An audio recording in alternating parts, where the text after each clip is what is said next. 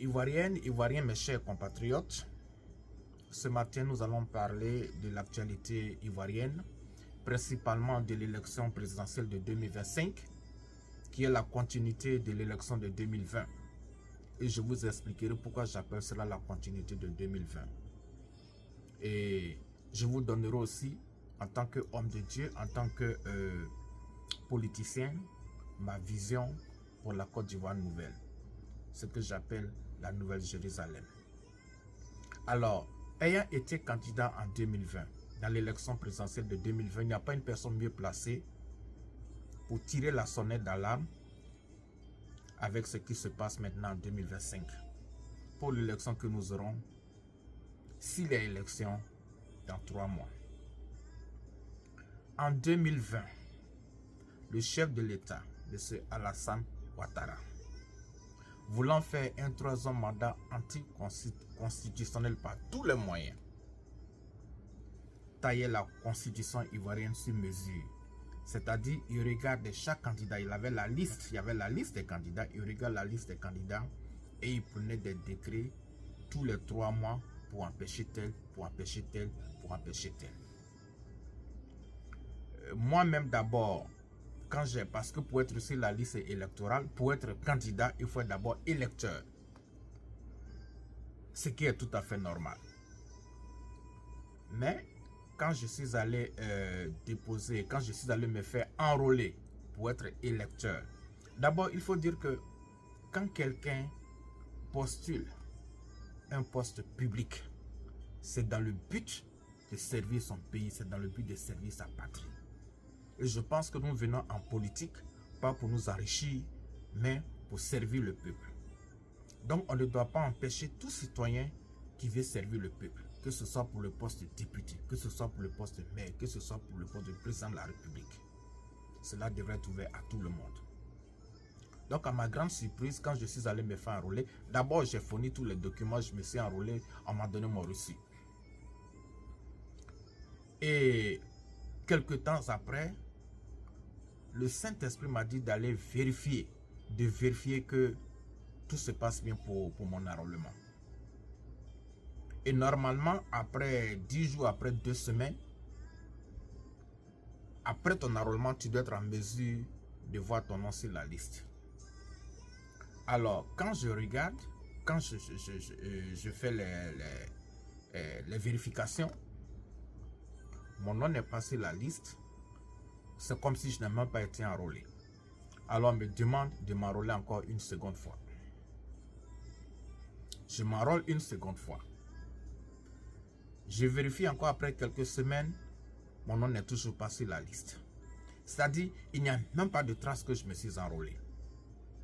Là, j'ai commencé à suspecter et là, cela a commencé à m'énerver. Alors, je vais sur les lieux d'enrôlement. Après avoir tapé à toutes les portes, après avoir montré que je ne suis pas prêt à abandonner, finalement, j'apprends que mon dossier d'enrôlement est dans une chemise rouge, dans un classeur rouge. Je dis, mais pourquoi mon dossier? Parce que je les ai obligés à trouver mon dossier parce que je me suis enrôlé 2 fois. Et finalement, quand ils ont trouvé le dossier, c'est pour dire que mon dossier est dans une chemise rouge. Pourquoi mon dossier est dans une chemise rouge? Il faut le sortir de là. Que non, on ne peut pas le sortir, mais vous devez vous enrôler pour encore. Et je me suis enrôlé pour la 3e fois. Je me suis enrôlé pour la 3e fois, cela n'a pas suffi. Il fallait tempêter encore, appeler à gauche, appeler à droite. Et le samedi nuit, entre samedi et dimanche matin, finalement mon nom est sorti sur la liste. Ça dit que quelqu'un essayait de me barrer sur la liste électorale pour ne pas que mon nom figure sur la liste électorale. C'était le premier combat auquel j'ai fait face, mais ce n'était pas tout.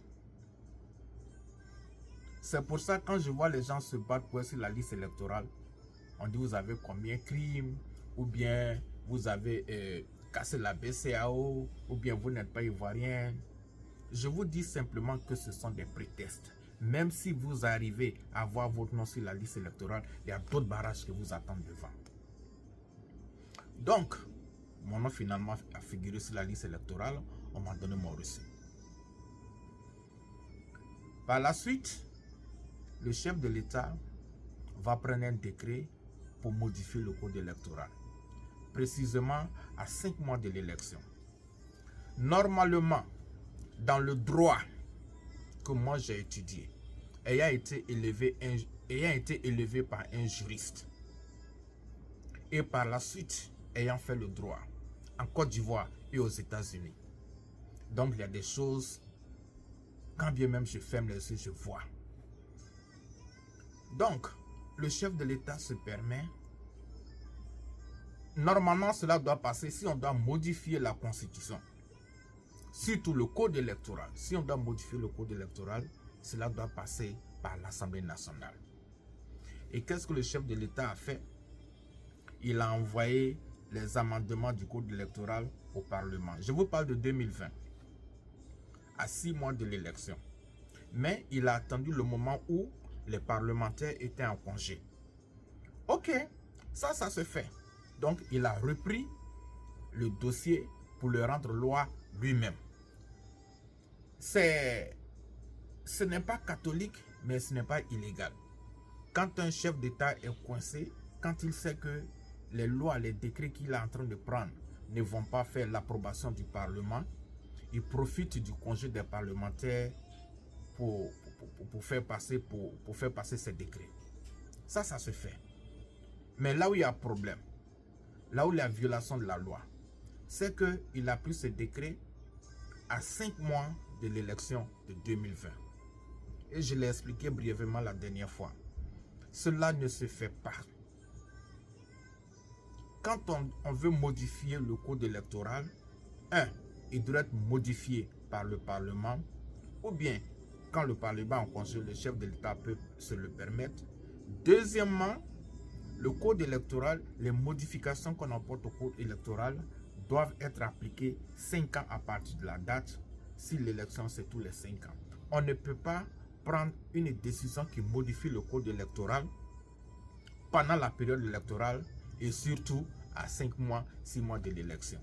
C'est une loi illégale. Et puis, parallèlement à ça, il a aussi pris un décret pour élever la caution à 50 000, à 100 millions, je ne me souviens plus. Tout cela a été fait dans un contexte illégal. Quand bien même il a fait cela, d'aucuns ont réussi, il a créé le parrainage. Dans les 5 mois, c'est dans les 5 mois de l'élection qu'il a créé le parrainage. C'est dans les 5 ou bien 6 mois, il a créé la caution de 50 millions, de 100 millions. Le président Mamadou Koulibaly, ex-président de Leader, a constitué son dossier. Je le pense, c'est l'un des exemples que je vais citer. Il a constitué son dossier et un dossier complet. Payer la caution, remplir les trucs de parrainage. Il était maire, il a rempli ça. Mais son dossier sera rejeté plus tard parce qu'ils ont trouvé qu'il y a un point qui manque ici et une virgule qui manque là. C'est pourquoi je tire la sonnette d'alarme. Je dis à tous ceux qui sont candidats, ou bien à tous ceux qui veulent être candidats, le parrainage, la caution, le nom sur la liste électorale, ce sont des distractions pures et simples. Et c'est illégal. Accepter de fournir le parrainage, de prendre le kit de parrainage pour le remplir, c'est accepter une loi illégale. Donc, à partir du moment où tu acceptes un parrainage, une loi illégale, tout ce qui vient après, tu dois l'accepter. C'est pourquoi je dis à tous ceux qui sont candidats, à tous ceux qui sont un peu de justice, il faut se lever contre cette élection. Si on doit normalement aller aux élections, c'est suivant l'ancienne constitution. Parce que les lois que M. Ouattara a prises, elles sont illégales. Les dernières modifications qu'il a faites sur le code électoral, c'est au Conseil des ministres. Vous vous rendez compte du ridicule? C'est au Conseil des ministres, on modifie le code électoral. Sans passer par l'Assemblée nationale. Et ça devient loi. Mais c'est dans quel pays on se trouve? Mais Quand j'ai vu ça, j'ai dit, mais qu'est-ce qui se passe? Et personne ne dit rien. Donc, nous ne devons pas accepter cette élection. Non seulement, toute élection où M. Ouattara est impliqué, le sang des Ivoiriens va verser, mais de primo, les lois avec lesquelles nous allons aux élections sont des lois illégales. Et moi, je ne peux pas l'accepter. C'est comme si vous acceptez d'aller dans un véhicule pour voyager. Le chauffeur, non seulement il n'a pas de permis de conduire, le véhicule n'a pas d'assurance, il n'a pas de révision, mais le véhicule n'est pas en règle. Comment on peut aller en élection avec ça? Donc ça, c'est une première partie de cette intervention. Et deuxièmement, il y aura le changement en Côte d'Ivoire. Le combat que nous sommes en train de mener, c'est un combat que nous gagnerons. C'est un combat que nous aimons parce que nous avons Dieu avec nous. Et Dieu a déjà donné sa vision de la Côte d'Ivoire. Beaucoup d'hommes de Dieu ont déjà fait des révélations là-dessus. Et moi, dès la création de mon parti politique, nous avons une vision pour la Côte d'Ivoire. Et je vais partager quelques aspects de cette vision. Dans la nouvelle Côte d'Ivoire, où nous aurons un parlement qui représente véritablement le peuple. Dans la nouvelle Côte d'Ivoire, où nous aurons un leader qui va travailler véritablement pour le peuple de Côte d'Ivoire. Dans la nouvelle Côte d'Ivoire, où les lois seront réellement appliquées, où la justice sera équitable. Dans la nouvelle Côte d'Ivoire, où il y aura l'égalité entre les peuples, que tu viennes du nord, du sud, de l'est ou de l'ouest. La vision de Dieu est très simple. Ma vision est très simple. Ainsi, la Côte d'Ivoire, nous allons remettre la Côte d'Ivoire dans les mains de Dieu. Ça, c'est la première des choses que nous ferons. La Côte d'Ivoire est une terre bénie et la gloire revient à l'Éternel. Nous allons la mettre dans les mains de Dieu. Dans la nouvelle Côte d'Ivoire, l'Ivoirien aura un nouveau passeport. Parce que ce qui se passe en ce moment, le nom de l'Ivoirien, le passeport de l'Ivoirien n'a plus de valeur.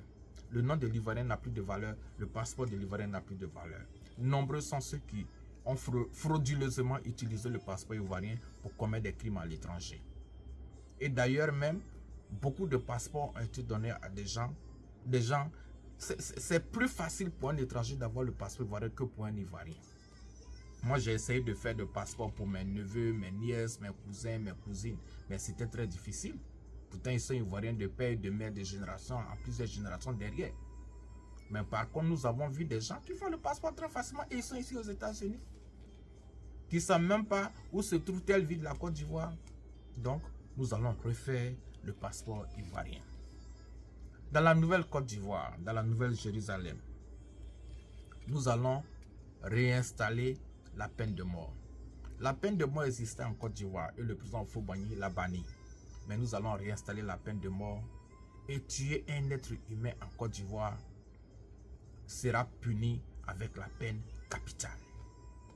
Je répète, tuer un être humain en Côte d'Ivoire sera puni avec la peine capitale.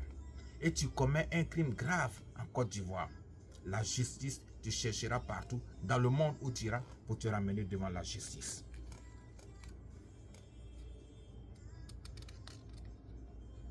Dans la nouvelle Côte d'Ivoire, les 2 millions, plus de 2 millions de naturalisation que le chef de l'État, M. Alassane Ouattara, a donné à des non-ivoiriens, nous allons révoquer cela et puis inviter ceux qui méritent d'avoir la nationalité ivoirienne d'appliquer. Moi, je suis aux États-Unis.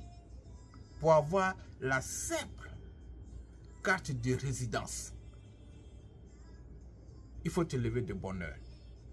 Il faut payer les taxes. Il faut être sans un crime. Il y a plein de formalités. Ça ne se passe pas du jour au lendemain. Mais le chef de l'État, non seulement il n'a pas tenu compte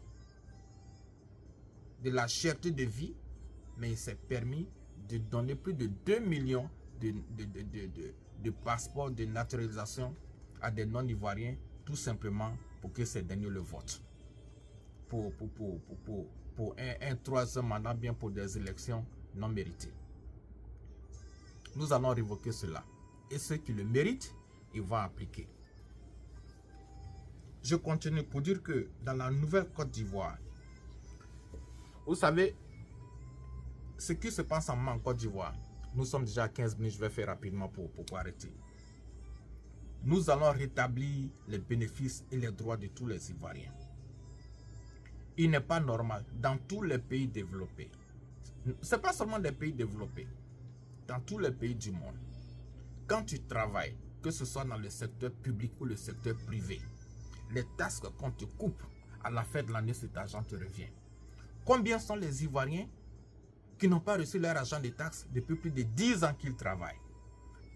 Qu'est-ce que le gouvernement fait avec cet argent? Moi, je travaille aux États-Unis. Chaque année, l'argent que le gouvernement m'a coupé pour les taxes, on me le donne. Et c'est comme ça à tout le monde. Et c'est beaucoup d'argent que je reçois en fonction de ce qu'on t'a coupé. Donc, qu'est-ce que le chef de l'État? C'est d'abord illégal pour le gouvernement de prendre le taxe sur le salaire des gens et puis ne pas leur reverser ça à la fin de l'année. Combien d'Ivoiriens sont-ils qui n'ont pas reçu cet argent pendant 5 ans, pendant 10 ans, pendant 15 ans qu'il est au pouvoir? C'est anormal. Nous allons corriger cela. Et dans la nouvelle Côte d'Ivoire, pour terminer, nous allons nous occuper des pauvres. Nous allons nous occuper des orphelins. Nous allons nous occuper des veuves. Et nous allons travailler dur pour faire avancer la Côte d'Ivoire, pour apporter le développement et la paix. Dieu vous bénisse.